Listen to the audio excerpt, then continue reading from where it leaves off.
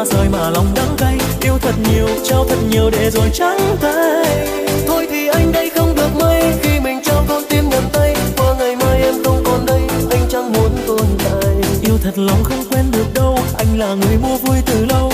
Tình yêu dù đẹp đến mấy cũng chẳng còn gì sau câu chia tay. Lệ rơi anh thấy đắng lòng.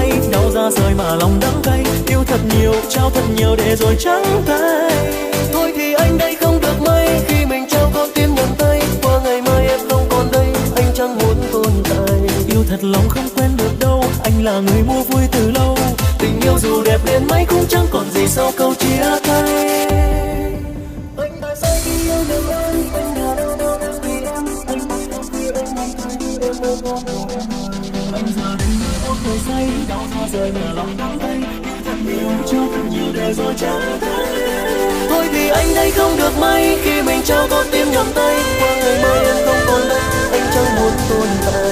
Yêu thật lòng không quen được đâu, anh là người mua vui từ lâu. Tình yêu dù đẹp đến mấy cũng chẳng còn gì sau câu chia tay. Lệ rơi anh thấy đắng